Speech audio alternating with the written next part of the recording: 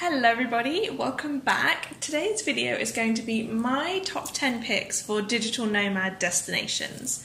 Now, this is not necessarily the 10 most popular nomad locations or the 10 favorite places in the world that I have been to. Basically, this video came from someone came to me who has never been a nomad before, has only ever been like traveling on holiday. And they said to me, where do you recommend I go? And I was just spinning off the top of my head. I was looking on like Google Maps on my phone, being like, where would I recommend for you? And I thought actually it'd be really cool to turn that into a video because I know sometimes it's daunting. Where do you get started? Where are the nomads hanging out? Where would be good for me? So I've tried to pick places that are affordable, probably good weather. I've tried to pick a bit of a variety of like Europe, Southeast Asia. I've picked nomad hotspots, but also places that aren't very well known. And obviously there's a ton of places that are missed off. So this is just kind of my current top 10. Number one, let's get on with it, is Chiang Mai. This will be no surprise to you, so I thought I would get it out as the first one.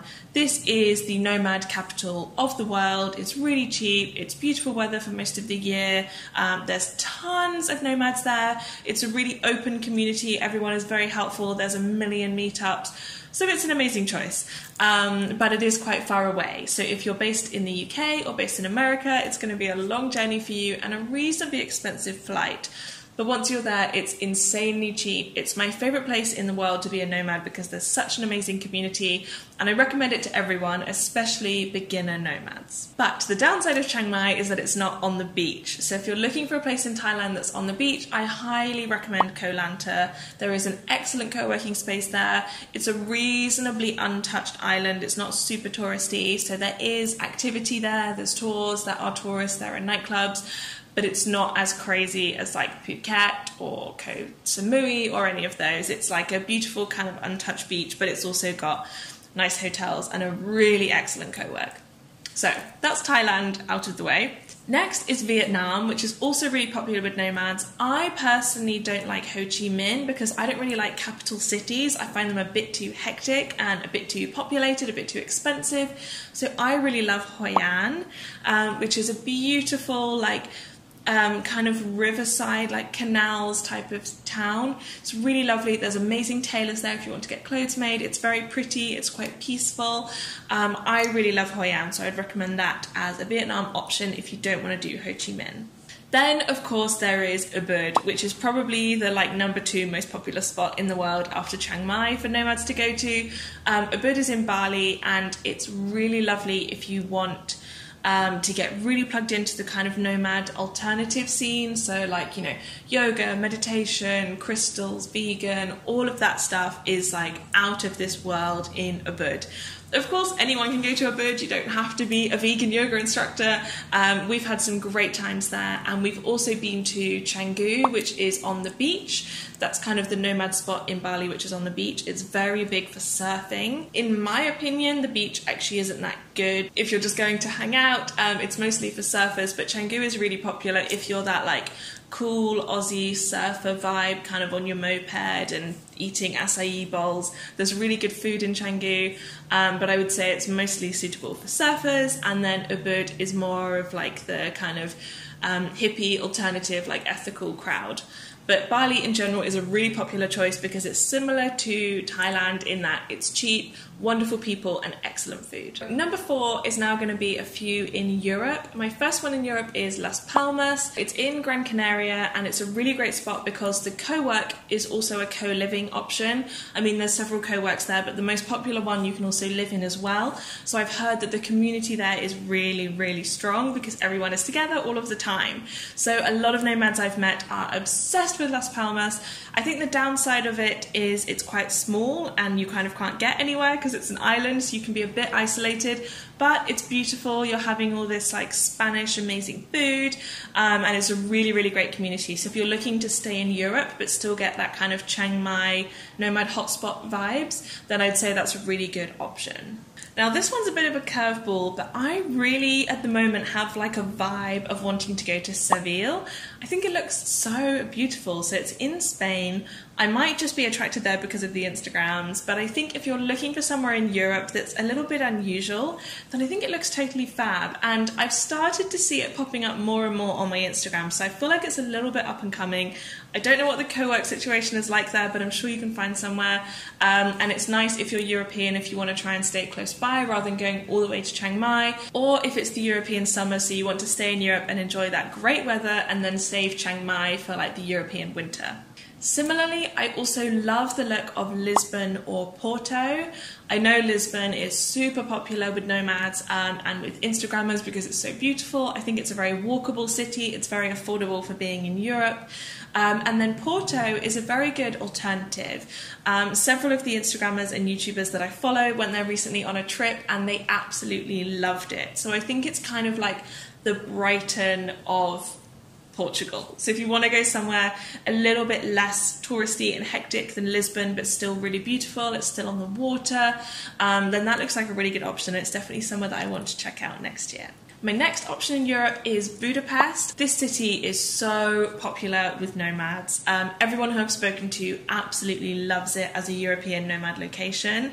It's got really beautiful architecture that's a mixture of like French and German and that kind of Eastern European, but then also like the Western European, and I think it's supposed to be super, super beautiful. It's pretty affordable. It's on that lovely river, and there's loads of nomads there, so there's several co-works, lots of great cafes to work in, and I know a lot of nomads who keep going back to Budapest time after time. Similar to Budapest, but one of my personal favourites that we have been to is Tallinn, which is in Estonia.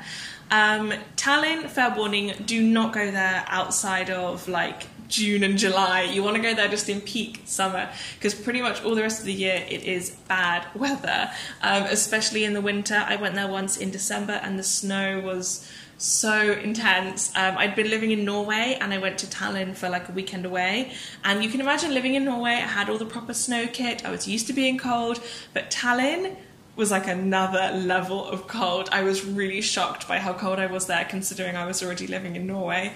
So Tallinn, do not go in the winter, but in the summer it is so beautiful because it has this really well preserved old town that's kind of inside a fortress, so it's really preserved. All these cobbled streets. I mean, if you're American, you will lose it over Tallinn because it's just like a Disney fairy tale. But even if you're European or Australia, wherever you're from, you will love Tallinn because it's really, really beautiful. It's very walkable, it's very cheap.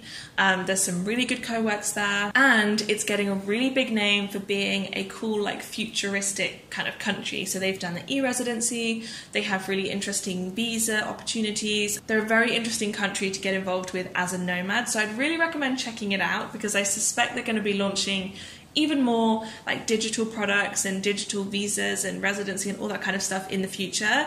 So it would be good to know now whether you think you could stay there longer term or whether it's a good fit for you and just generally feel out the country.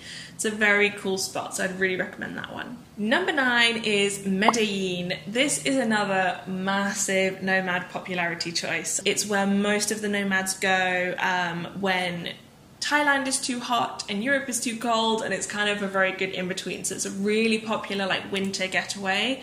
I know that there's a big nomad scene there, so you're going to be guaranteed to be plugged in with a ton of people. I would say it's kind of equivalent to Chiang Mai and Ubud in terms of like popularity with nomads. If you're American, it's really convenient for you because it's not really that far compared to coming over to Chiang Mai or to Tallinn or somewhere a bit further away. You're going to have a bit more of a wild experience. You know, Thailand is just so safe. Everybody there is really, really lovely. And I think you might have a bit more of ups and downs. You need to have your wits about you a bit more. I haven't been there. I've heard from some people that it's super safe and really easy, and some people that it's still a bit Wild West. So, you know, viewer discretion advised. And then my final recommendation is Kiev in Ukraine. That is somewhere that we went this summer and we totally fell in love. If you like Berlin, then you're going to love Kiev because it's kind of like the new Berlin. It's very alternative, got lots of like dance music, really cool food, really cheap, loads of activities. There was just tons of, if you're like an outdoorsy person and you want to be able to like jump off a bridge and then ride a go-kart and like just do loads of stuff, there's so much stuff that you can do in Kiev. Like I said, the food was really good. Anywhere where the country is cheap, probably means the food's going to be good because you can go to really high-end restaurants. But I feel like in Kiev, everywhere we went into, whether it was high-end or low-end, was really good food. So it was very reliably good. You kind of just walked into a place, you didn't have to really shop around, you just knew the food would be good in that. So we ate all kinds of different cuisines. The city was very walkable. We stayed right in the middle and we walked around. I did do some videos from Kiev, so I will include those in the description box so you can have a look at our exact experiences there. But we had a really wonderful time. Everyone seemed pretty friendly, and I was really surprised how beautiful the architecture was. There was lots of amazing like Russian churches, but also kind of Parisian looking really detailed buildings with like lovely balconies.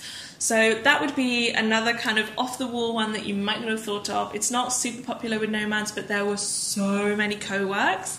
I think because there's lots of freelancers living there, I think a large part of the population in Ukraine is either working remote or working on Upwork.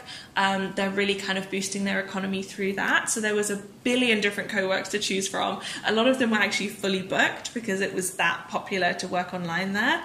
But I'd really recommend Kiev as like an unexpected 10th option. So those are some of my top nomad picks, places that are a bit unusual and places that are really well known, a mixture of Europe and Asia. But basically I would recommend, don't be afraid to pick somewhere a bit unusual. So right now we're in Puerto Rico, but we've also been to Chile, Bulgaria, all kinds of different places. So if there's somewhere that takes your fancy, then don't worry if it's not like a nomad hotspot. But if it's your first nomad adventure, then you probably want to pick somewhere that has some other nomads, has a good co-work, and just has like an easy landing process. You can meet people and you can get connected very easily. Of course, you're also going to want to consider the weather, the cost, how far away from your home country it is, all that kind of stuff. And like I said, I have videos on all that kind of things, but this is just my kind of fun top 10 of right now where I want to go or where I've been recently. And I would really recommend, if you were someone who was sitting down at dinner with me and asking, where shall I move to as a nomad? I say this in every video about locations, but also check out Nomad List.